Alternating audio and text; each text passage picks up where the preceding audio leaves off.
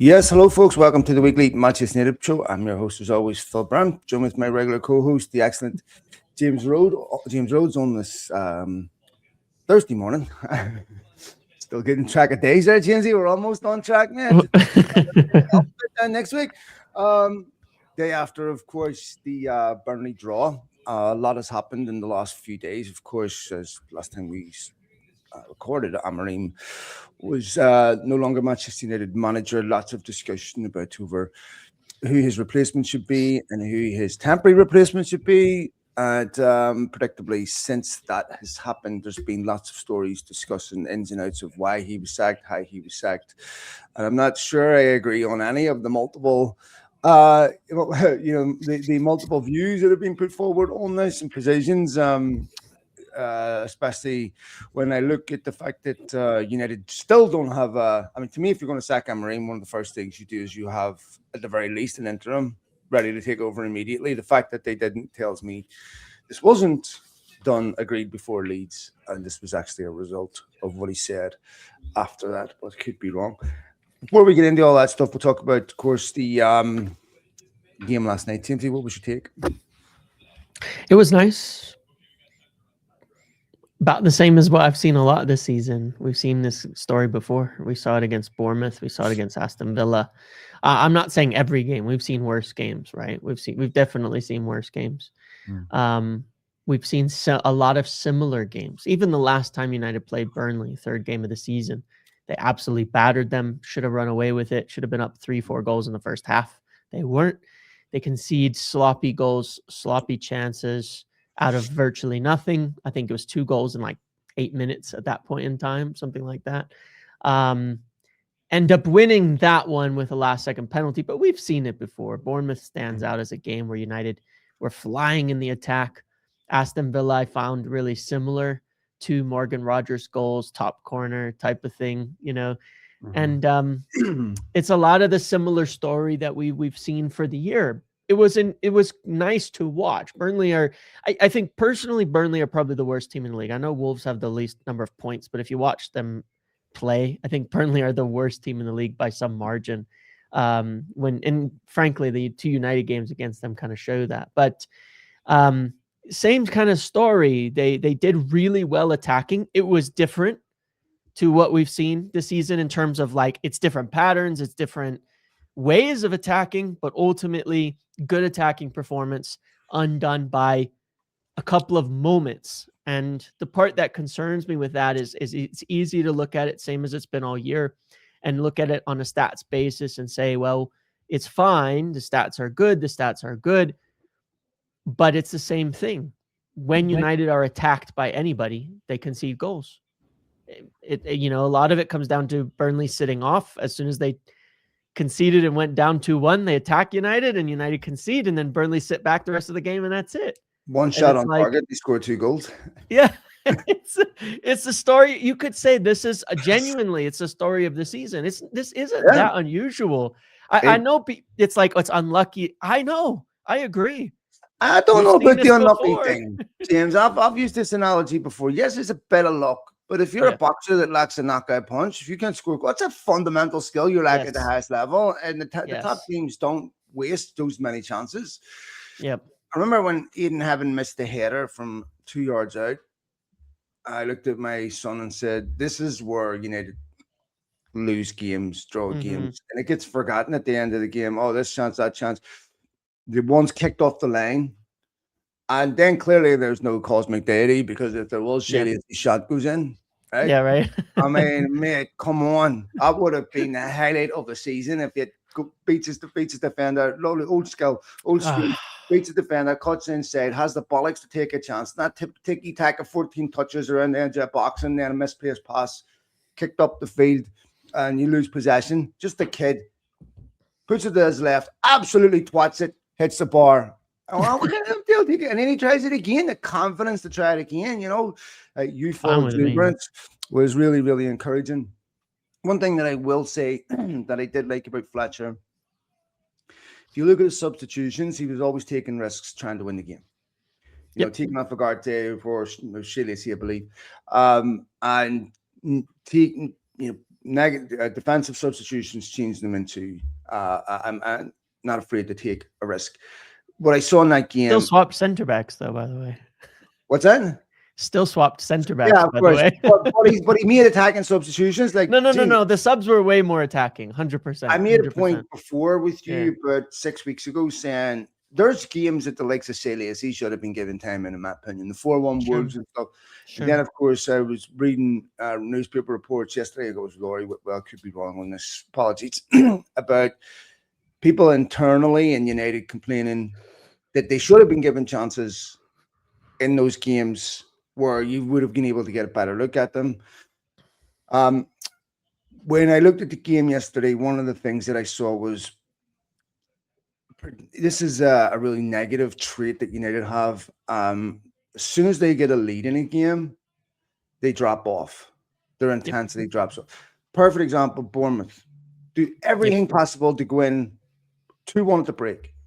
Mm-hmm. Come back out within 7 minutes, they've conceded 2 goals. Yep. Then they go up 4-3. Yep. Yeah. And then they concede again. Because it looks like it's a team trying to do the bare minimum to win. Oh, now we're up. We can take a foot off a paddle. We can be lethargic. And then, predictably, they let Burn. Because, James, if you say, if you play with the same intensity and the same grip on the game that United had, again, prior to that goal, they win the game. It's just easy. Yeah, they run away with it. Yeah, they would have won the game. They drop points in games because they've been doing this all season. And this is something that players have to take responsibility for, right? Yep. Because if a manager has to tell you to keep intensity, you shouldn't be there. Now, some of it, the Newcastle game, the second half, one of the things that stuck in my head with that second half, when you saw it out 1-0, I'm like, all right, I'm a real positive kind of guy. I say a glass half full and all that there, but I'm thinking, so for this once, I did have a negative potential concern. I'm like, this is going to encourage United doing this again. And they're not going to get away with it again. Like, they shouldn't have got away with it against Newcastle. Sure. Now this is going to breed bad habits because now you can see United going in the lead in the game. You know what? We're just going to sit behind the ball, defend. And predictably, they got caught against Wolves, Bournemouth. Right? They almost got caught against Newcastle. And we've seen them do this time and time again. So disappointing to drop 2 points here at Burnley. At halftime, mate, full disclosure, I'd text you some stuff as well. I was Lennon Desesco. Right? I did not have kind words to say about him at halftime. He had Darwin Nunez vibes to me, right? Or he just looked technically not good enough to lead a line. Everything that was coming into him was bouncing off him. The first touch, nothing looked right. You don't want to be negative and just continuously laying in the United players. You want to try to get behind them. So, but if you're being honest, second half, he shoved that criticism down my throat, to be fair. Yep. And in many ways, it makes the second half more impressive considering the first half he had. Because you have to get outside your own head at that point. And took both his goals well, I thought. Yeah, for sure. And I agreed the same on that. When I was watching the game, I was really unhappy with the performance there in the first half from him and thinking, you know, the ball, like you say, the ball bouncing off of him, missing chances, weak shots. They had that one running in on goal that was kind of just turned and P-rolled at the keeper. And you're thinking, yeah, yikes, you know, because everything was going to him in that game too. One of the differences in the way that we played in that formation and that setup with a player right behind him in that number 10 position and all of that is that everything was going to Šeško in that game. Mm-hmm. You know, one of the things I'll say that was very different is that in Amorim's way of playing, the chances were really spread out. This was much more funneled to the striker the whole game. Everything was funneled to him. He had the most shots of any striker in the league this season in that game. Everything was going to the 9. I'm not saying this isn't a complaint, by the way, but he could have scored 4 in that game. He had enough chances to score 4 in that game. He scored 2 good, needed those. You could see how badly he needed it on his face, the smiles, the happiness in the moment. It wasn't just scoring a goal. It was like that relief kind of feeling, you know, that you need sometimes because it's been a long time since his last goal. And that's rough for a striker mentally. But yeah, same thing. And I thought the second half was impressive for him. in that regard to show that. We obviously want to see he's going to need some consistency, but hopefully this is that moment, because strikers can be streaky, Ollie Watkins, like the other striker United were close to. Supposedly Amorim wanted ahead of Sesko, by the way. Right. Yeah, he went through a really bad dry spell to start this year too. Like, he had one goal in his first 15. Then he scores 7 and 7, and it's like this is what happens with strikers. They can be streaky, but you need that streak in order to sometimes to kick things off or to get some form and to win your team some games and points. Yeah, but every striker's streaky. No one's scoring every game. Yeah. There's no striker that's done that. So even Holland, no, yeah, he's got dry spells. Yeah, like right now. Confidence is everything in life, Fred.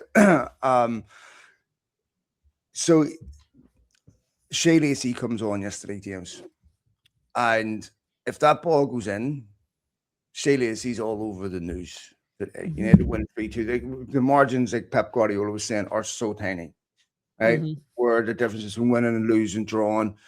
There's so many games this season. United should have won, battered teams, didn't take chances, and end up throwing a stupid point away.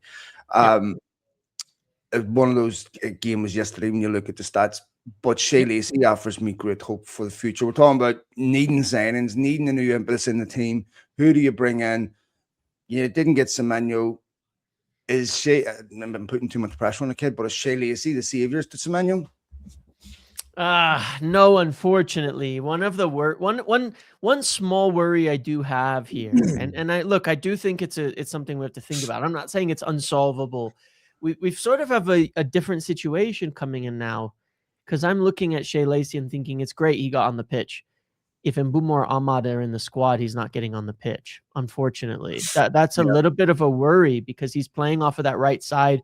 Obviously, as we see by his action, right side, left-footed player. He's Ahmad and Mbeumo in style. He's going to be similar to both. Now we don't even have a spot for Ahmad. And so I'm thinking, Ahmad's going to be coming off of the bench unless you're moving Mbeumo to the left wing or something, or Ahmad to the left wing. And look, this isn't like it's just suddenly in a funny way, we don't have space for all our forwards now. By changing, even though we're supposedly going from a more defensive manager to something different, suddenly we don't have space for all our forwards, because you kind of had a little bit more room by playing Bruno deep in the 2, by playing Ahmad as a wing back. You had actually extra forwards involved. You just have more center backs on the pitch.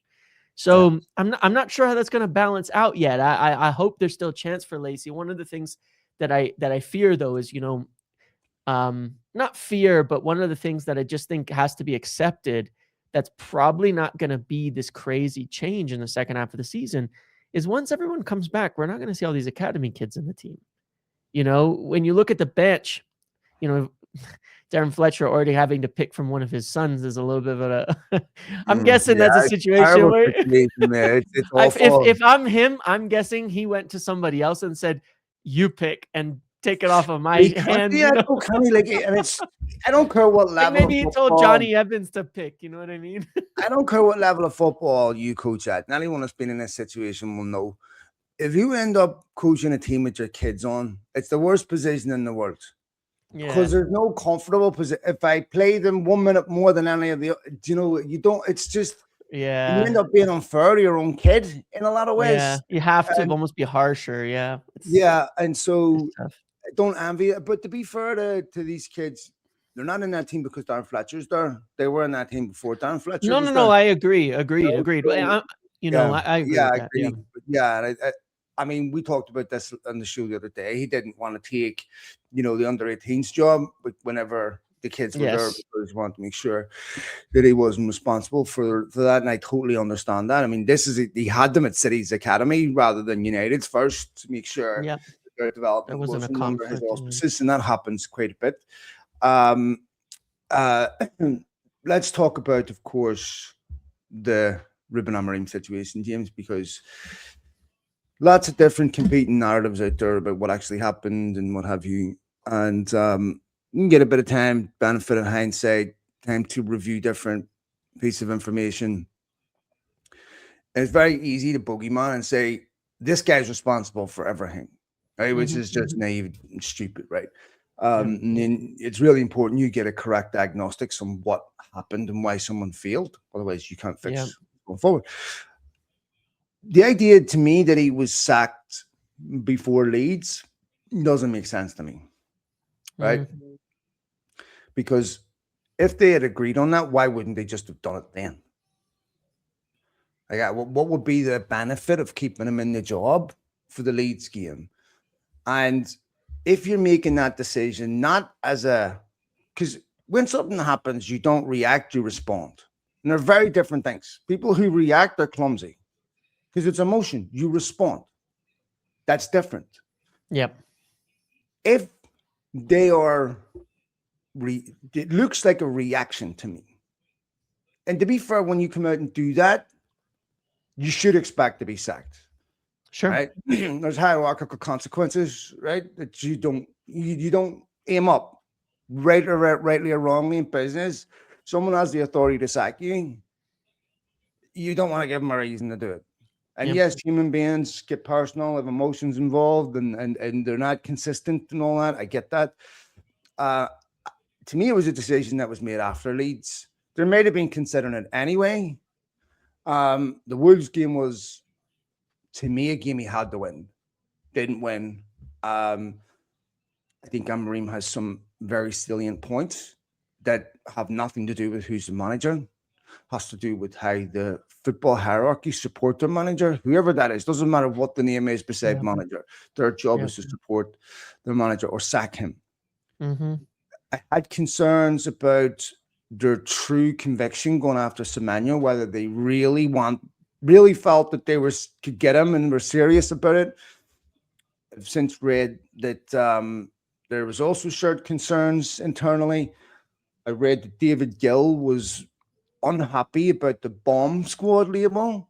Now, if you remember, I brought that up on this podcast and said, I don't think the football club should not allow their employees to be called. That is extremely pejorative and really not becoming of a business that has led by integrity. But then you create the atmosphere that means that you now can criticize people above you. So you show zero tolerance for that in the football club, that you're guided by principles and values that makes that type of attack from Amorim not less possible, but less probable. It shouldn't happen. Once you create a culture, don't be surprised, if the pet tiger you brought into the house grows up and bites you. Yeah. It might be a kitten right now, but I think it's going to grow up and eat you. Well, I've brought this point up before. This is where I said this sort of back and forth about head coach versus manager thing to me is kind of bullshit, because you can't pick and choose. They gave Amorim the authority of a manager, obviously, over many, many decisions over the last 12 months leading up to this, in his decisions on how to play, in his decisions which players to kick out, which players to keep, which, all of that. Those are not the decisions of a head coach. A head coach is somebody who is just sitting there as a coach. You give them the players, here's your squad, here's your tools, here's your people, you coach them. He's got coaches, and that was the point he made. He's got coaches, the guys that sit there, that organize the training, that line up the cones, that set the players, that do things like that. That's a head coach. You gave him a lot of authority, which clearly he felt was agreed upon when he joined, and you gave him things like that. And the bomb squad was a huge part of that. It was a huge thing where they specifically said, we're backing the manager, giving him the control over what he wants to do, to clear the squad, to clear the culture, to change the environment, to rid the bad apples. In a sense, that's what they're saying, right? Once you do that, you can't just come back a few months later and say, well, no, he's not the manager. He's just a head coach. We gave you all this power. Now we want it back. Good luck. You're screwed. Once you do that, you're screwed. It's like you have a kid and you say, you can do this, you can do that, you can stay up as late as you want, you can do all these things, and then a year later you go bed by 9:00. You're the kid. I'm the pet. You can't do this. Your mic, by the way, but you can't do this. it becomes for show at that point in time when you're doing things like that. And there was another point on this, sorry, I wanted to bring up, which is that in those stories 2 months earlier, they went to the board with these underlying stats, things that I've talked about a few times about what show progress, right? All these underlying stats in order to justify Amram's continuation and say, actually, we're doing way better. And then you get Wilcox speaking, we're all aligned, there's progress, we're behind, they're bringing it to the board, they're saying this. And then you have to look at it from perspective of the other person there in Amram. Mm-hmm. You've gone to bat for him based on these numbers. Mm-hmm. Now, 2 months later, the numbers are even better because we were lower in the table and the stats were getting better underlying as the season went on. And you're saying you need a change. It's not working. And you're saying, well, hold on a second. 2 months ago, you went to the board and said, this is good. This is work. It's this inconsistency of standards, and achievable and known goals that I think leads to where there's a lot of shared blame to go around. So this is where I have an issue with data. Yeah. And using it for an objective conclusion. Mm-hmm. First of all, the most unreliable aspect of science is modeling. Right? Yeah. You can't predict second and third order effects on a lot of things. And thirdly, when you're looking at this data, the only question that really matters is, does this infer that we are closer to a winning team or not? Right. Or does it infer we're closer to being a team that gets in 5-4 games, that is entertaining but doesn't win? How does this convince me that this is going to result in being, I mean, you could easily use other data that's much more conservative. It says, yeah, we're not creating as many expected goals, but we're not conceding goals. Yeah. Okay, now we have a foundation. Well, actually, we're conceding a record number of goals, but the dividend is we're also creating more chances. Mm-hmm. Okay, well, if Arsenal want to go play 7 up front, they may create more chances, but they're going to concede a lot more goals. Yeah. Right. So your job as a manager is not to create the most amount of chances. Now, I can understand if I was Ruben Amorim and I was in Ruben Amorim's representative team, 100%, I'd use this data. Yeah. Right. As an excerpt of evidence that shows we're moving in the right direction, because previous to Amorim, these stats were non-existent. So I accept that. And I would also turn around and say, if I was Amorim, wait a minute, you said at the start of the season the target was 6th. We were in 5th. Yep. There's been a ton of times where you could have been sacked Ruben Amorim off the back of unaccepted correct 100% results, and you didn't do it. You could have done it after Grimsby at the start of the year. We had 1 point. Done it after the Europa League final, James. Yeah, right? Where, so many times. Hey, look, you're partially responsible for the lack of budget, boy. If you had won that football game, we'd be in the Champions League. There'd be the money for the players you want, right? Yep. In his defense, I didn't want to take it in mid-season, but this is the problem, Amorim. He never convinced me that he really wanted to be there. I don't want to take it midway through the season. I think about quitting. Think about staying. Okay, well, I mean, that's a normal human emotion, but I don't go and tell my boss I think about quitting. Right? But you know what it tells me to a degree? Like, I'll be quite honest about this. I think what it tells me when I look at all of it, obviously, like, I think everybody can agree there's a million reasons you could have sacked Ruben Amorim and that he wasn't successful. But what it tells me when I see something like that going on is that it's also an environment that breeds that. It's an environment of inconsistent feeling, of inconsistent ideas. You know, there's a lot of talk now about future managers, which I'm sure we'll get to in a minute. But one of the consistent pieces of feedback that was given to United when they went to interview managers while they were considering sacking Ten Hag way back when was, I don't think your project is the right time for me, which is a polite way of saying you have no fucking idea what you're doing, you know, and I don't want to be a part of that right now. You know what I mean? Like, that is the feedback they continued to get. But just the fact that they ended up going back to Ten Hag kind of proved that, not even whether it was the right or wrong choice, but because it proved they never really made a decision about anything. And a lot of people look at that and can see that kind of thing. You know what I mean? Anybody who's been in these jobs for a long time is able to look at an environment like that and go, there's nothing here yet. This isn't like, Yeah, you know. it still looks aimless and rudderless. It doesn't look like it's led by confidence with conviction, a steadfast belief in a particular direction or ideology. Even when it gets bumpy, to say no, we're going to ride this out because we are confident we're doing the right thing. Look, I Yeah, understand some of it. Some doubt is healthy, James. yeah, Football is not theoretical. It's not an exact science. Right? There's no yep, blueprint on it how to do this exactly, and it'll turn out exactly the same way. Right?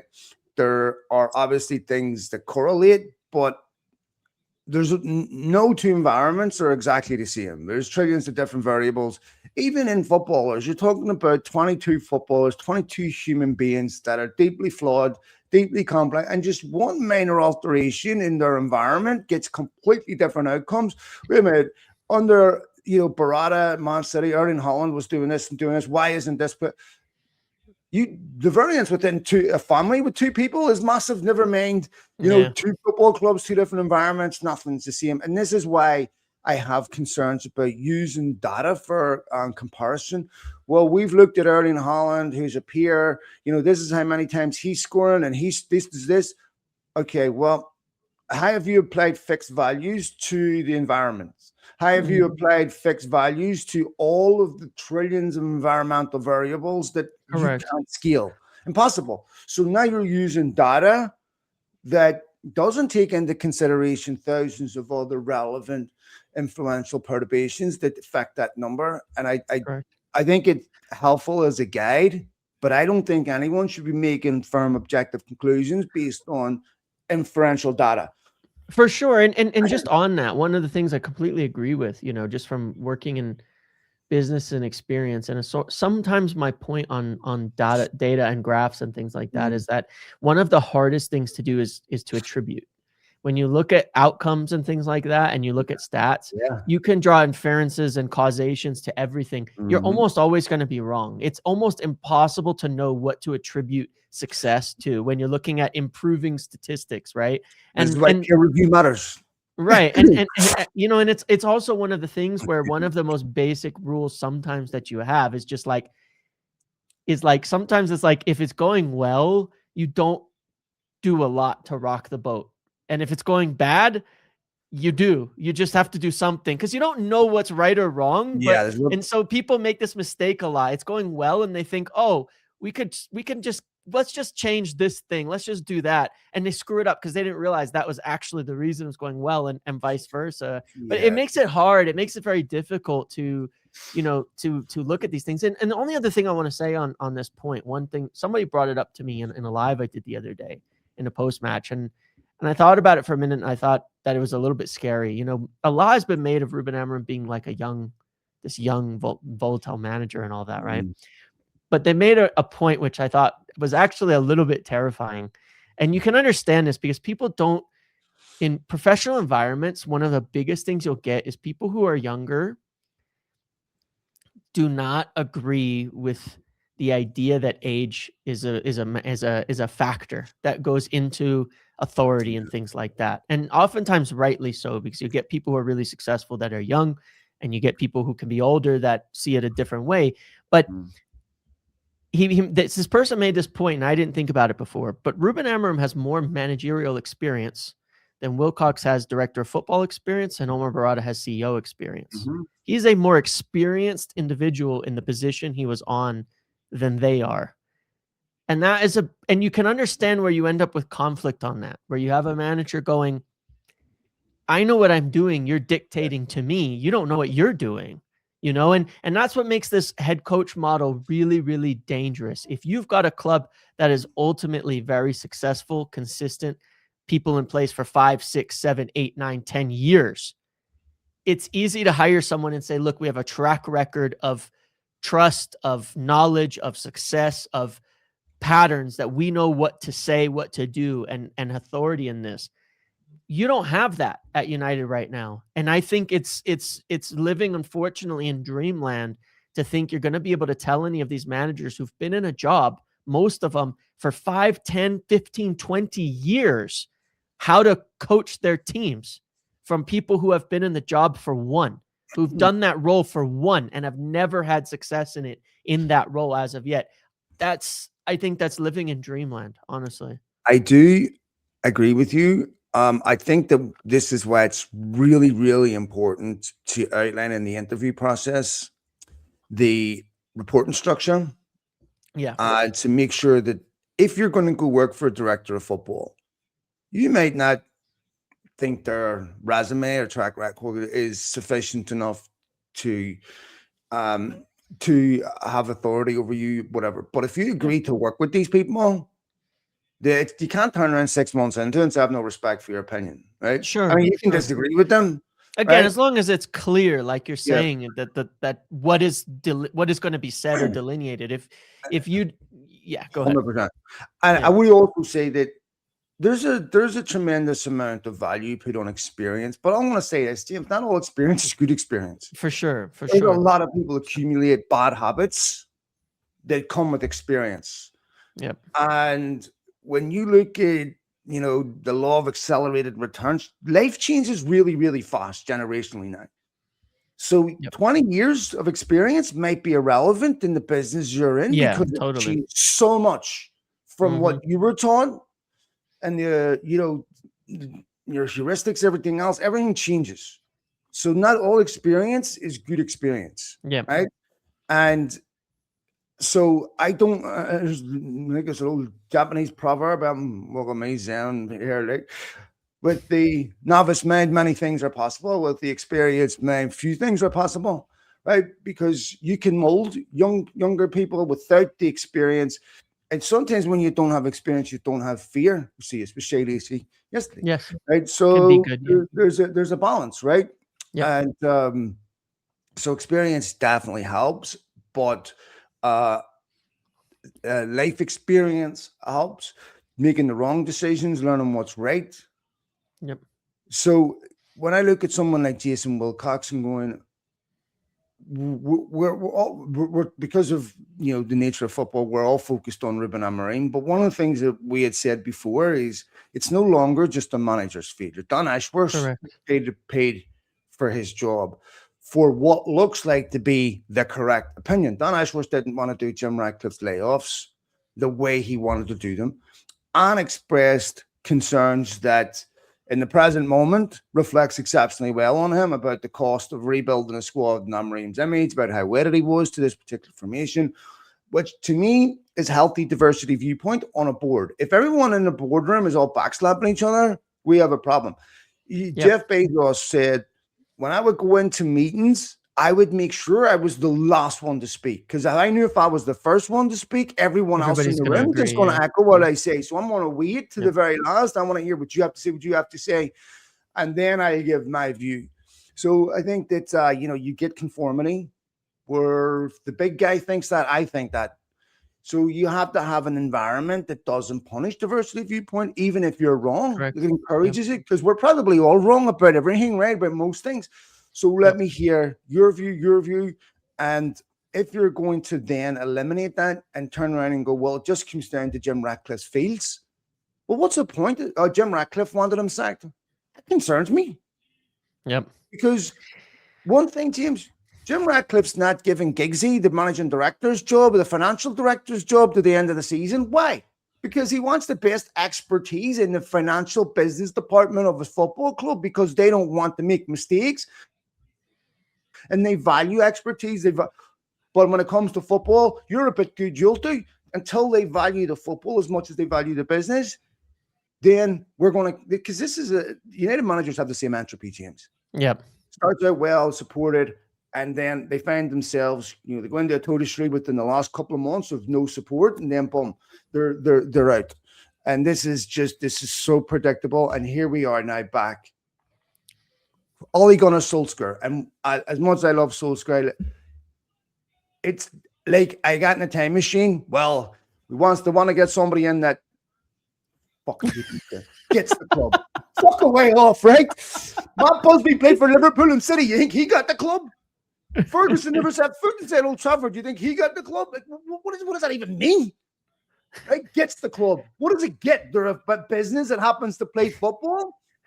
Isn't Ollie a boyhood Liverpool fan as well? I mean, I know he's not a United player, but like, come on, that's the point, right? Like, reasoning in that world, right? If Zinedine Zidane or someone like that's on the market, do I care that he doesn't get the club? What club? We've talked about how United are unrecognizable from what they were. Well, they don't even work for that club anymore. Anyway, back in the same cycle. I'm not averse to Ollie coming in, but when you look at the science of how human brain remembers things, remembers two things. It remembers the peak and the end. Gets everything in between, right? Ask someone to remember a holiday from 5 years ago. They'll remember the peak and remember the end, right? So we have false nostalgia is a liar, right? Mm-hmm. So I think that United needed to have more coherent contingency plans. Look, Brentford, they lined up Keith Alexander years before. Thomas Frank left. Anyway, sorry, man, go ahead. No, I agree with you. And as to the original point, I was talking about, experience and all that, and you're talking about reporting structures. I think is very valid, because I think the point there is if you're bringing in people who potentially have more experience than you to work underneath you, one of the most important things is to properly delineate, what everybody's job is, and I think this is again, the one thing. If you could take one thing that Ruben Amorim said when he was pissed off, that was correct. It was everybody needs to do their job. And clearly it's just that there's an environment of a lack of a clear delineation of roles, jobs, things like that make people responsible and accountable for each. And as such, they're all accountable and they're all responsible for it, and like you said, every failure that happens now, it can't just be, oh, that's the manager, oh, that's the coach. Mm-hmm. It's like, no, that's not how it works. It's all of you at this point in time. It's every single one of them. And I think what they have to take a good hard look at now, which they clearly didn't do before, is it's not about selecting who the next manager is and then figuring out how you work with them. That's backwards. The whole thing's backwards when you do that. That's what they tried to do with Amorim. I made the example of this on a relationship, which you'll certainly understand, but you don't marry someone on the premise that they're going to lose 50 pounds in a year and you'll be happy with them then. You don't? You don't. Well, you could, but see how that's going to work out. For young men out there, I suggest you institute check weights. Make sure she's within 30 weights. Tell her close the thing that goes faster than my Porsche, I'd say, from 0 to 60 is your bathroom scale. This is great for. No, don't say it. No, but look, it's the reality of any relationship. You don't make a relationship based on what you hope someone's going to become or based on someone changing, because that's extremely unlikely. It's not about you pushing each other to be better and things like that, but you can't get into a relationship on the basis of expectation that someone is going to be different later on. That's not how that works. It never works. And it's the biggest mistake people make so many times, time after time, right? Telling me I'm going through a divorce right now. I'm going through all this. So, yeah, no, I completely agree with you. You don't get into a relationship because first of all, you can't change anyone, right? And people change internally based on their environment and their circumstances, not based on what you want them to be. And you never want them to do it anyway, because correct. And so it's like, it's just United have to learn from this. We said this before. That's the part that's frustrating. But obviously the truth is that United have to learn from this, because what they need to do next is not pick a manager. They need to actually, no bullshit, decide how they want to run this football club. They need to actually decide, what do they want from this role? What is the person going to do? What are they going to have a say in? And I mean, spelled out exactly to the letter on every single detail of what they are going to do. And then because if someone comes in and you start compromising, that's why people start bringing up opinions, right? You come in and it's like, well, that person, they want a little more influence on recruitment. And then they'll sit in there going, well, no, I don't want them to do that, but I'm going to have to agree to it anyway. And then as soon as things get ugly, they're going to turn around and say, I don't like this. I don't want to listen to this guy. And you get this butting of heads. You see these stories about the disagreements over Emi Martinez and Lamens and the disagreements over Šeško and Watkins. And it's like, well, where's the exact line in the sand? Like, you can have disagreements, of course, like you're saying, but you still need strong delineation of responsibilities and controls and things like that. And I think that's the best way to run things. And you can't just keep flying along saying, well, we'll just adapt to whatever manager we bring in and figure it out. because you're always going to be hoping it's going to change, at that point in time in the future, and that it's going to end up being what you want. They got to decide what they want and how they want to run this football club explicitly, and then go out and get somebody who fits that. Yeah, And that's the decision that has to be made. You need very well-defined rules, and the reason why you need really well-defined rules is you need to be able to determine what success and failure is for that individual, what they're accountable for, what they aren't. Once you start nuancing that and you start to, well, we don't have well-defined boundaries, we don't have well-defined responsibilities, so therefore it's partially his fault, that fault. As I said, James, diversity viewpoint is healthy. I don't care that they disagreed over Watkins and Cisco. Yep. I think that's healthy, right? I think that's what's going on in every football club, every business across the world, is that there's disagreements between professionals, not on this explicit goal, but how we get there, right? Yeah. So, and that's healthy to me. But there has to be an ultimate arbiter, an ultimate decision maker that says, this is my ass if this goes wrong. Ultimately, we're not going to get paralysis by analysis. We're going to make a decision and understanding that there is no amount of information you can get that's going to give you certainty. And it just isn't. Now you possibility, probability are different things. So you want to make sure it's as improbable that you've done homework on key fundamental areas, but you just don't know how a human being's going to adapt, right? You just don't know. Those are things you can never know. But yeah, I think that when you have a young board like this, it's still juvenile, it's still working out nuances, because even when you have very clear, well-defined rules, just like the law, it's not what it says, it's what it doesn't say is the problem. Right. And that's where you have problems. Yep. And that gets worked out once you have a working chemistry with people where I know it doesn't really say in my job description that I'm responsible or not responsible for this, but we work together and we can't get to a conclusion that this is what I mean. Like, a lot of this is alchemy. We don't know how to replicate this. Right. We don't know how to get everything right off the pitch where everything fits together. And then the emergent property of that is a well-functioning football, because it doesn't last. It's short and then boom, collapses, and it's really difficult to repeat that. But we looking at the end of the season, James, Glasner's out of contract, Areola's out of contract, Marco Silva's out of contract, Nagelsmann after the World Cup, Tuchel, and dare I said Pochettino. The only suggestion. No, I'm just kidding. The only suggestion. So does make sense to wait to the end of the season, in my opinion. But what do we do if Solskjaer comes in, has an exceptional second half of the season? Yeah, they're going to be in exactly the same position they were in when it happened the first time. But that's the scary part about this, and it is scary. It is scary to me. This thinking, because the first time what happened, like everybody remembers the interim run, the 14 wins.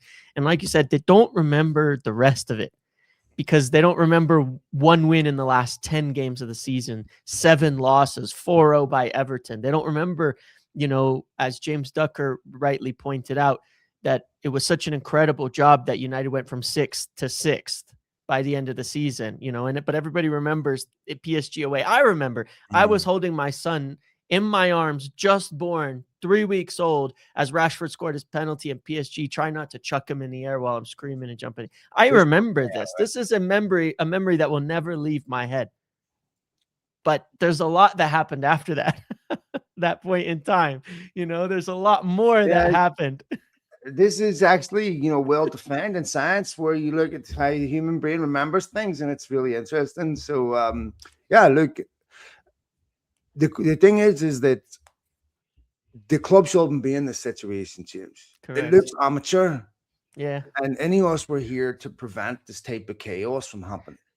But this is the point, right? Like, I was listening to Talk of the Devils before this, and I know you probably listened to a bit of it as well. Brilliant podcast, by the way. Highly recommend. Everybody, it's a great one. Everybody knows that they're looking at Fletcher, Carrick, and Ollie because it's going to get fans on side. Everybody knows. That's not the right motivation to pick a manager. No. And the problem is that them making that decision now, why wouldn't they make it in 4 months? Well, if there's a positive PR wave of like, oh, Ollie's got us Europe. We're going to, look at what happened for Ten Hag, for example. Like, he got 8th, but won an FA Cup. And it was a really bad season. But because we had that positive wave of PR, it allowed them to feel like they could make that decision. I'm not even saying about right or wrong, because we've done this forever, right? In the past. But they were clearly able to make a decision they didn't really want to make because of the positive PR, because the fans were on side. That's such a dangerous way to run this football. And why aren't you and I just doing the job? Why are they paying someone $1 million a year to see You're what the make fans decisions I could make? I can do polls. You and I should just do the job at that point. To me, hang on. Don't be asking Omar Parada or Jason Wilcox what to do. Let me ring up the 1958, see what they think, who, by the way, are also scheduling a protest for the Fulham game on the 1st to protest Jim Ratcliffe's inaptitude. I completely support the 1958 in their endeavors and their sentiment and everything they want to do. Organizing protests is really hard to do because you have to time it perfectly. You have to get sentiment right. Trying to predict where sentiment's going to be on the 1st. If you need to go out and sign a couple of players and you try to do a protest, I think that loses momentum. I agree with their concerns about Jim Ratcliffe. I brought this up earlier, where you still can't have a plutocrat sitting, playing with things. And, like I said, Jim Ratcliffe wouldn't allow that interference on the business side, right? For obvious reasons. He doesn't know anything about football at this level, but try telling a billionaire in their ego that because they fixed all their other businesses, football's just a business too. Football has a business aspect to it, but football on the pitch is not a business. You need to have expertise on there. That is a concern because what's the point of having a football brains trust if it ultimately is going to come down to a petrochemicals billionaire? I don't know what we're going to do at the end of the season, James. A lot will happen between now and then, and of course, how United finish the season will determine an awful lot too. I think what you were saying there about Ollie, my initial thoughts would be Ollie and Carrick. They were involved, if I remember correctly, in the first. Correct. Carrick helped Ollie the first time. And quite a few others, actually. Yeah. But from listening to Andy Mitten talk about this, United contacted Ollie on Monday or Tuesday, I think it was. And doesn't seem like that would be a potential scenario of both of them working together. It'll be one or the other. It seems to me I would be at this point be very shocked if it wasn't Solskjaer to the end of the season. It's interesting because I think to a degree my read of the situation is maybe the opposite, and I'll just say why from my perspective, which is that Solskjaer is not a coach. He made that very clear when he was here last time. He doesn't take training. United just lost their whole coaching staff with Amorim. He brought in a bunch of that's a good point because he had and Cameron. Yep, and that last time they stuck around, McKenna was promoted under Jose Mourinho. And there was Martin Pert. You had Mike Phelan, you had McKenna, you had Carrick, you had a lot of people. Now you look at it and you go, if Ollie comes in, who's there? Johnny Evans just been brought back. That's a decent point. Yeah, and then you have Fletcher, but you have a vacated under 18s head coaching position now and you've brought Travis Bitt, and you're like, this is really complicated. Whereas if you bring Michael Carrick in, he's been coaching for the last 3 years. Ollie hasn't been coaching. He's had one job for 6 months in that time. Yeah, which didn't go particularly well. But you've had Michael Carrick's have been coaching. He's a coach. He will take training. You need less when you have Michael Carrick because he's been there. He's done it. He knows what he's doing. And you need when you're talking interim, you really need. I remember when we brought in Rangnick after Ollie was sacked, we had a huge problem with the coaches, remember, because Carrick and McKenna departed and they were trying to scramble to get coaches in. And you ended up with Chris Armas, at the last minute, and you ended up with another guy. And then he had his guy with the AirPods and some guy in Russia on the horn during games trying to give him advice. It was a joke. It was an absolute mess. You know, because we like the things we've seen at this club is crazy. But that happened because we didn't have coaches, because all the coaches left with Ollie, because Carrick and McKenna and Pert and all of them left, and they went to to Ipswich and to other places. We've got the same problem now, where and I look at that and I go, when you're talking interim, we need a coach. We need someone to take training, to organize the team, to set things up more than we need anything else. Yeah, And it feels, I think my read on it right now is if Fletcher wins against Brighton, they'll put Fletcher in for the rest of the season. They might, and that's probably what's going to happen. If they look, yeah, I think if he wins against Brighton, there's a real chance he stays in. There's an article from the BBC that's just come out here that sort of suggests this. Now, part of the thing that makes me feel a little uncomfortable still is that still seems like a plan that's up in the air, and a lack of preparedness for the situation, and a lack of decisiveness over it. And it makes me wonder if there's quite a bit of indecision going on and lack of confidence at board level after everything that's just happened, which is it looks like understandable, but it's mess. That's not good, right? Because you're still thinking, well, we'll take it game by game. Yeah, somebody's gonna have to make a fucking decision at some point here, and live or die by it. Like, we I can't keep agree. doing this.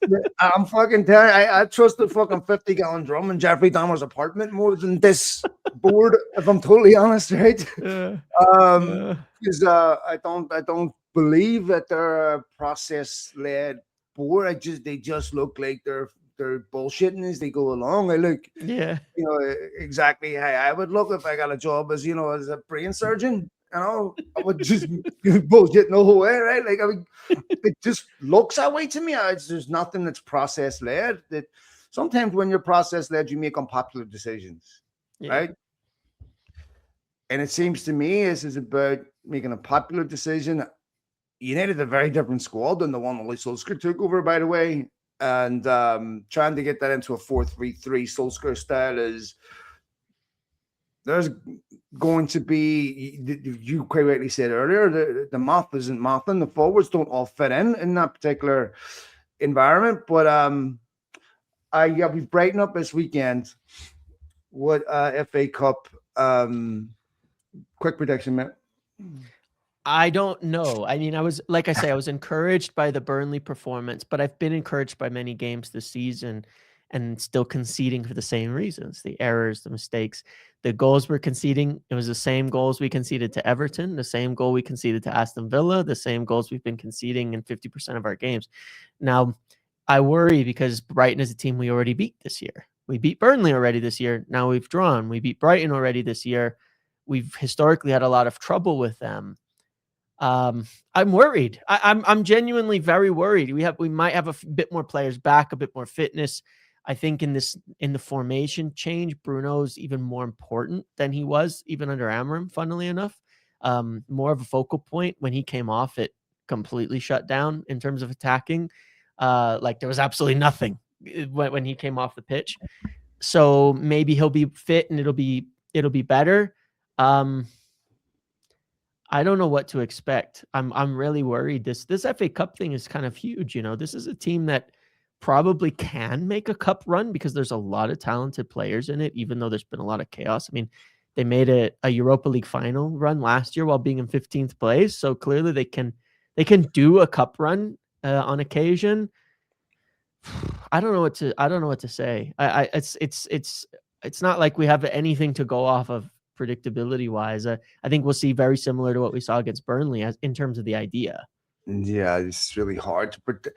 James, we talk about predicting the next game. I'm afraid to praise a United player in a game in case 5 minutes later and make a fool out of me, right? And so, I always try to wait till the end of the Sesko being a perfect example. I was ready to put it, absolute goat in second half. I'll be like, Jesus. It's just so hard to predict what happens in the next 10 minutes with United in a game, never mind the next game. All right, we'll leave it there. We'll be back after the Brighton game and next week's podcast. I hope everyone has a wonderful, safe weekend. Thanks for all of you for tuning in, for downloading, likes, retweets, all that. Don't forget to hit subscribe wherever you listen to a podcast on my end with James's end. Have a great weekend, folks. Jamesy, all the best, mate. Yes, see you later, everybody. Bye. Cheers, pal. See you, mate. Bye.